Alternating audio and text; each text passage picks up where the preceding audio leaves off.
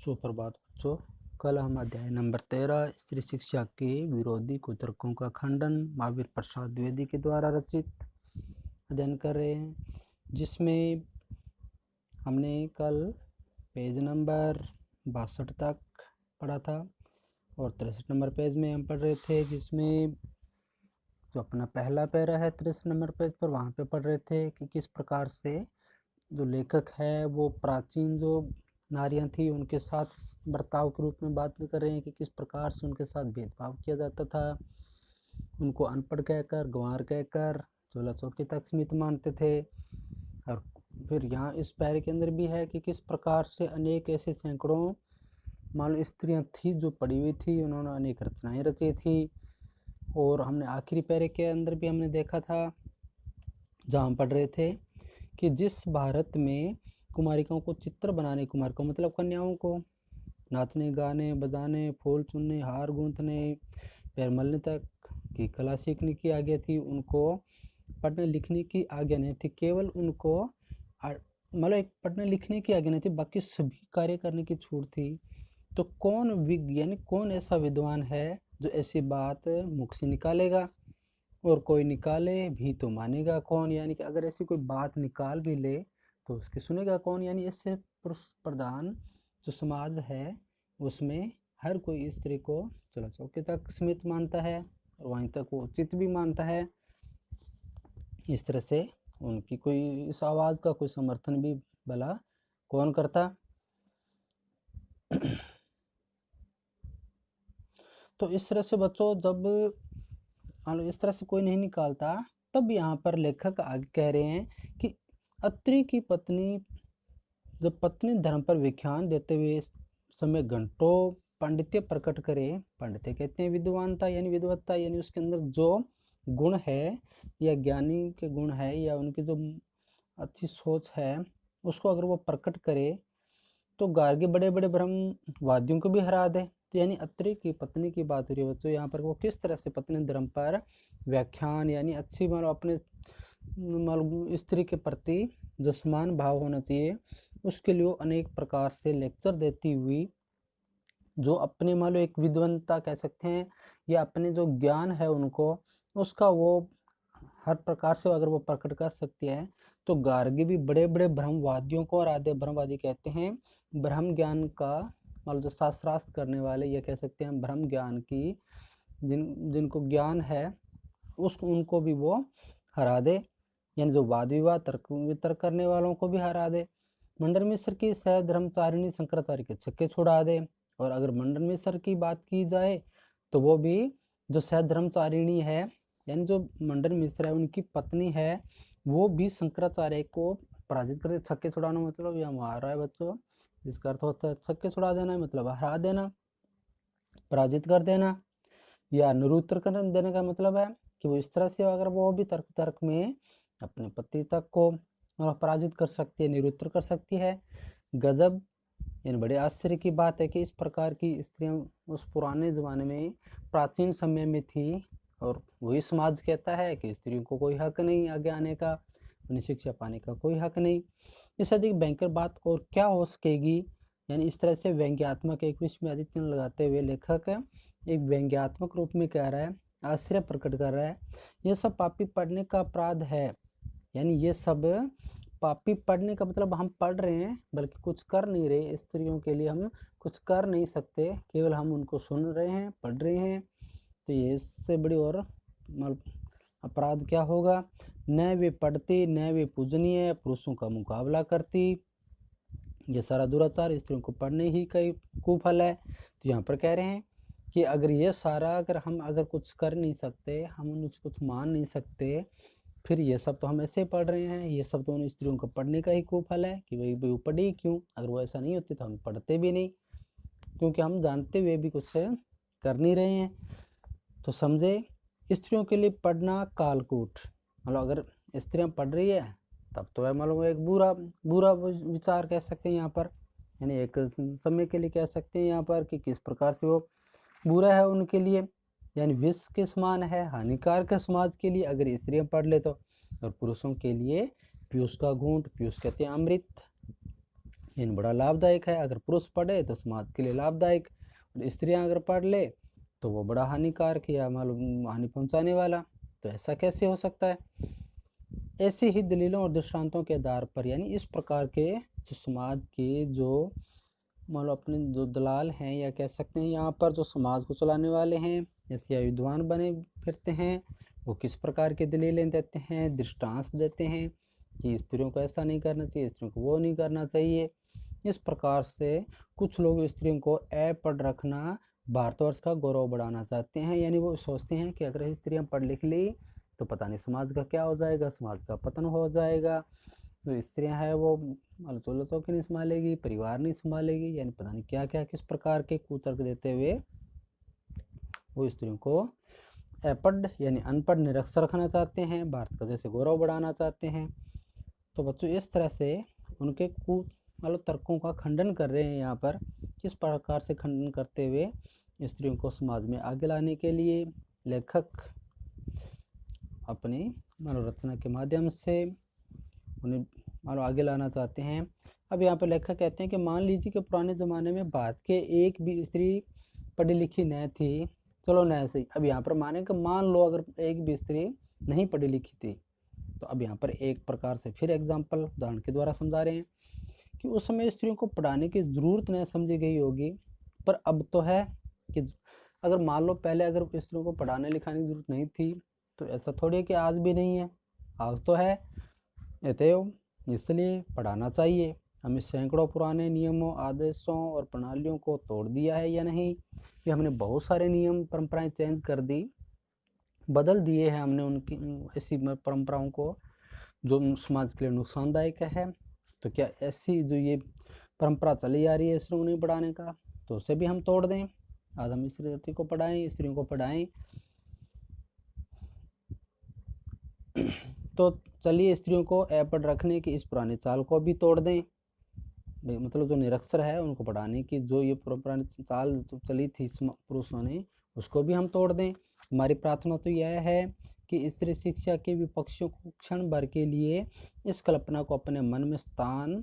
न देना चाहिए। अगर मान लो इस तरह से जो अगर कोई विपक्ष है स्त्री शिक्षा के, तो हमें एक समय के लिए यह कल्पना करते हुए हम उन्हें छोड़ देना चाहिए, उनको ध्यान ही नहीं देना चाहिए कि वो कुछ कह रहे हैं या हैं वो इस समाज में। पुराने ज़माने में यहाँ की सारी स्त्रियाँ अपढ़ थी अथवा उन्हें पढ़ने की आज्ञा नहीं थी। जो लोग पुराणों में पढ़े लिखे स्त्रियों के हवाले मांगते हैं, हवाले कहते हैं जिम्मेवारी, यानी कि अगर पुराणों में पढ़े लिखे स्त्रियों के अगर जिम्मेवारी मांगते हैं या इस तरह से सबूत मांगते हैं कि भी आप हमें उदाहरण दीजिए भी ऐसी पढ़ी लिखी स्त्रियाँ थी क्या ऐसे पुराणों में इस तरह से, तो उन्हें श्रीमद् भागवत दसम स्कंद यानी 10वें भाग,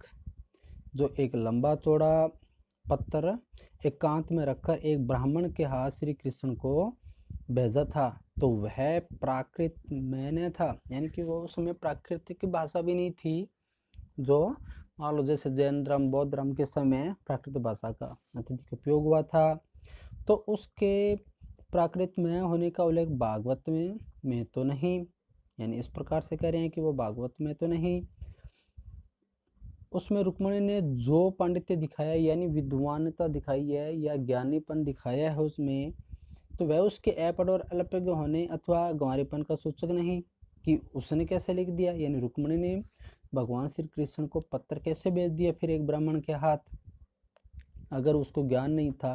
अगर वो शिक्षित नहीं थी।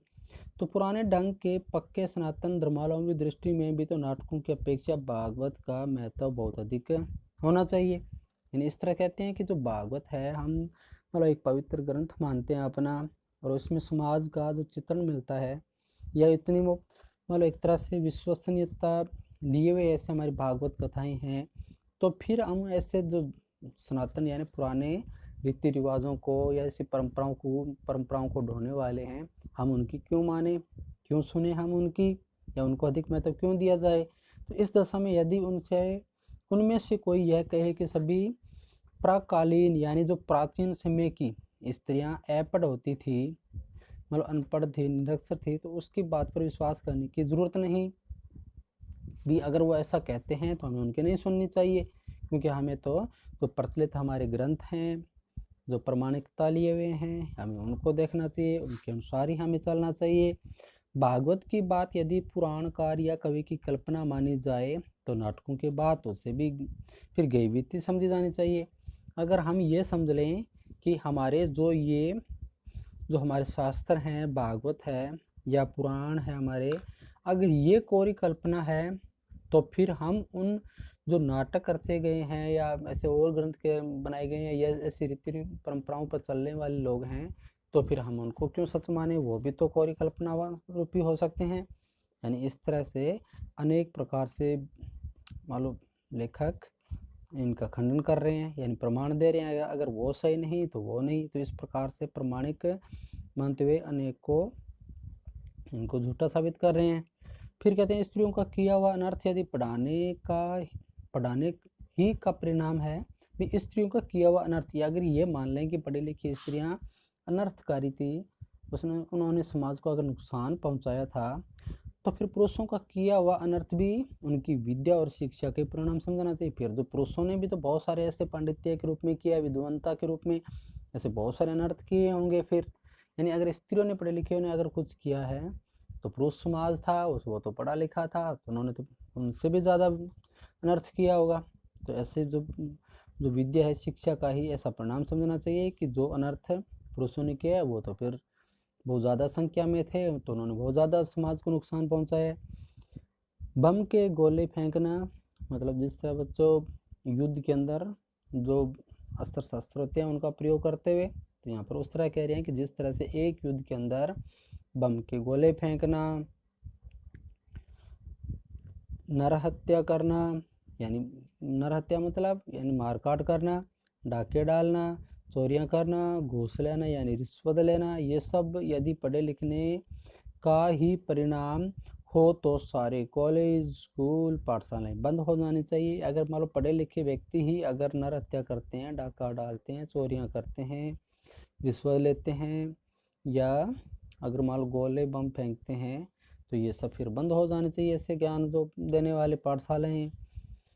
परंतु विक्षिप्तों, बातवैतथों और गृहस्थों की सिवा ऐसी दलीलें पेश करने वाला बहुत ही कम मिलेंगे। तो यहाँ पर इस प्रकार से कह रहे हैं कि जो इस तरह से मान लो व्यवस्थित हैं, यानी वात रोग से जो मान लो ग्रसित हैं, या कह सकते हैं जो ग्रहग्रस्त है, यानी जो ग्रह के अंदर यानी गृहस्थी के अंदर जो उलझा हुआ व्यक्ति है, यहाँ पर उसकी बात हो रही है कि जो कुग्रहों से मान लो पीड़ित है, यानी जिसके मान लो कुछ साथ नहीं दे रहे, उसकी कोई भी किसी भी प्रकार के उसके आसपास का वातावरण उनका साथ नहीं दे रहा, यानी कुग्रहों से पीड़ित माना जाता है बच्चों। और विक्षिप्त कहते हैं यानी पागल, विक्षिप्त कहते हैं जिसका मानसिक संतुलन सही न हो। और इस तरह से मान लो ग्रस्तों के सिवा ऐसी दलीलें पेश करने वाले बहुत ही कम मिलेंगे, यानी ऐसे विक्षिप्त होते हैं, मानसिक संतुलन खोए हुए व्यक्ति ही इस प्रकार की व्यर्थ की बातें करते हैं। या वात व्यवस्थित, या जो वात से पीड़ित हो, मतलब रोगों से पीड़ित हो, यानी कोई ना कोई रोग से पीड़ित होकर वो मानसिक संतुलन खो देता है। या ग्रहग्रस्तों के सिवा, ग्रहग्रस्त जिसके कुग्रह यानी जिसका परिवार या जिसका आसपास का वातावरण कुछ ऐसा है, वो लोग ही ऐसी जो मतलब दलीलें हैं वो पेश करने वाले, ऐसे हमें बहुत कम मिलेंगे। शकुंतला ने दुष्यंत को कटु वाक्य कहकर कौन सी अस्वाभाविकता दिखाई, यानी शकुंतला थी दुष्यंत, जो आपने इनकी कथाएं सुनी होगी कि किस प्रकार से उनको कड़वे वचन कहकर ऐसी कौन सी उसने अस्वाभाविकता दिखाई। क्योंकि अगर किसी का विरोध करना है, या अगर हम किसी अत्याचार का या किसी प्रकार के जो अगर दबंगपन का अगर हम विरोध करें, तो उसमें किसी भी प्रकार की अस्वाभाविकता नहीं होती।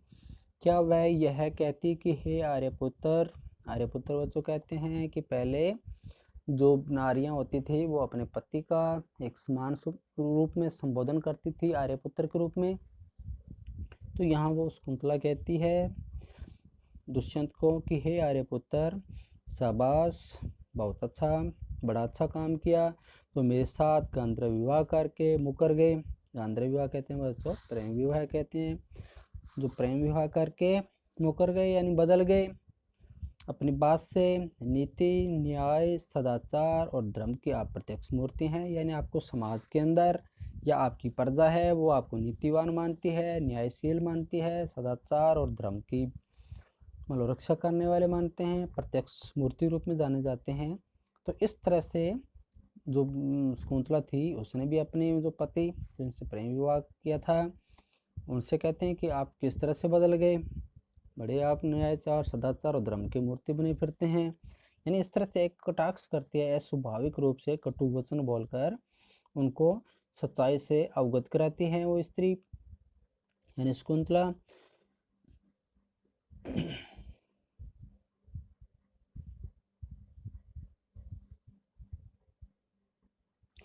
हेलो बच्चों, सॉरी बच्चों, थोड़ा सा मिसअंडरस्टैंडिंग उसके अंदर। फिर इस तरह से जब वो कहती है कि इस प्रकार अगर मान अगर उसके विरोध किया जाए तो कहा जाए कि अगर तुमने ऐसा किया तो वो आपने कौन सा अच्छा कार्य किया। तो इस तरह कहते हैं कि न्याय, सदाचार, धर्म की आप प्रत्यक्ष मूर्ति हैं, पत्नी पर घोर से घोर अत्याचार करके जो उससे ऐसी आशा रखते हैं वे मनुष्य स्वभाव का किसी भी ज्ञान नहीं रखते। मान लो अगर इस तरह से एक राजा जब इस तरह से अपनी पत्नी पर इतना घोर अत्याचार करता हो तो वह उस समाज को से यानी ऐसा वो समाज उनसे ऐसी क्या उम्मीद रखेंगे, क्या आशा रखेंगे कि वो उनके लिए कुछ भला करेगा। तो इस तरह से कटु वाक्य बोलते हुए उन्हें धिक्कारती है। मनुष्य स्वभाव का किंचित भी ज्ञान नहीं रखते वो लोग, यानी उनके मनुष्य स्वभाव का किंचित ज्ञान है ही नहीं कि वो किस प्रकार से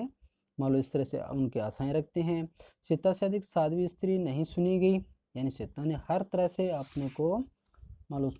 एकदम पवित्र साबित किया था। जिस कवि ने शकुंतला नाटक में अपमानित हुई शकुंतला से दुष्यंत के विषय में ध्रुव वाक्य कहाया है, उसी ने परित्यक्त होने पर सीता से रामचंद्र के विषय में भी कहा है। सुनिए, तो यानी उन्हीं को ही की बात हो रही है। दुर्वासा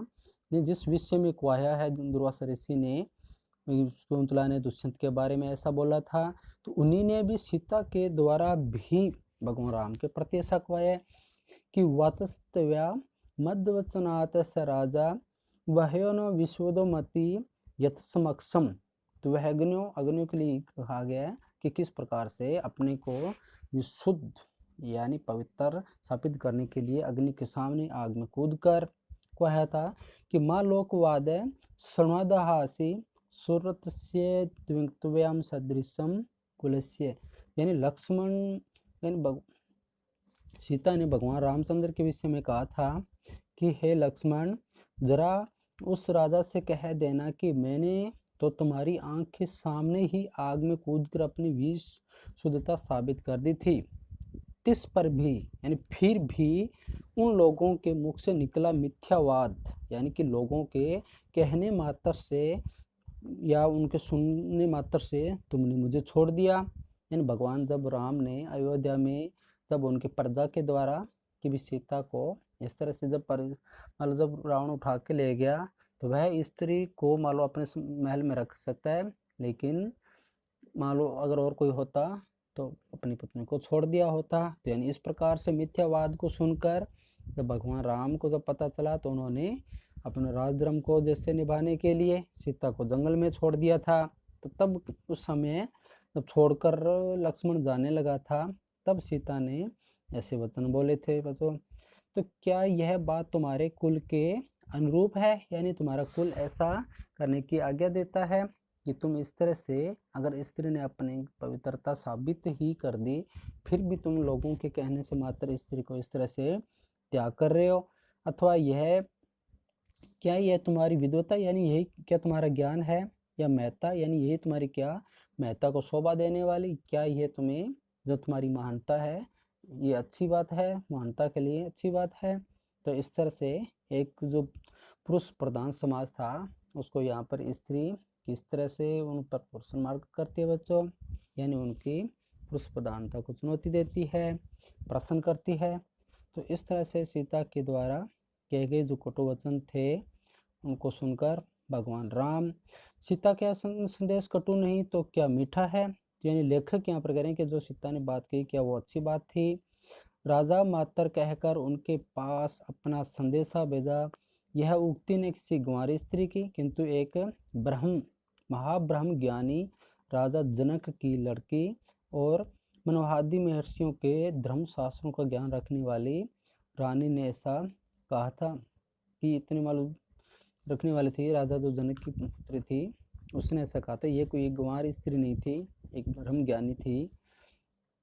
फिर आगे कहते हैं निरपस्य वर्णाश्रम पालम यदस्व धर्मो मनोना परिणीत, यानी इस प्रकार से सीता की धर्मशास्त्रज्ञता का प्रमाण वहीं आगे चलकर कुछ ही दूर पर कवि ने दिया है कि सीता परित्याग के कारण वाल्मीकि के समान शांत नीतिज्ञ और धर्म कह सकते हैं धर्म पर चलने वाले क्षमाशील तपस्वी तक ने अस्तित्व मनुत्याग्रज में यानी कहकर भगवान रामचंद्र पर भी क्रोध प्रकट किया था कि इस तरह से एक पढ़ा लिखा या समाज में इतना सम्मान पाने वाला या एक ऐसा विद्वान या ऐसा महान राजा, क्या ऐसा करना उनको शोभा देता है जिसने अपनी पवित्रता प्रकट कर दी हो। एतव शकुंतला की तरह अपने परित्याग को अन्याय समझने वाली सीता का रामचंद्र के विषय में कटु वाक्य कहना सर्वथा स्वाभाविक है, न यह पढ़ने लिखने का परिणाम है और न ही गुआरपन का और न ही अकुलीनता का। यानी जो उन्होंने कहा कि इसमें किसी भी प्रकार से वो एक गुआर नहीं थी, अकुलीन नहीं थी और न ही ऐसा था कि वो एक पढ़ी लिखी नहीं थी। यानी एक पढ़ी लिखी स्त्री ने किस प्रकार से पुरुष प्रधान समाज पर कटाक्ष या आक्षेप किया है। पढ़ने लिखने में स्वयं कोई बात ऐसी नहीं जिससे अनर्थ हो सके, अनर्थ का बीज उसमें हरगिज नहीं। अनर्थ पुरुषों से भी होते हैं, अपढ़ों और पढ़े लिखों दोनों से, यानी कि अनर्थों कोई भी कर सकता है, पढ़ा लिखा भी और अनपढ़ भी,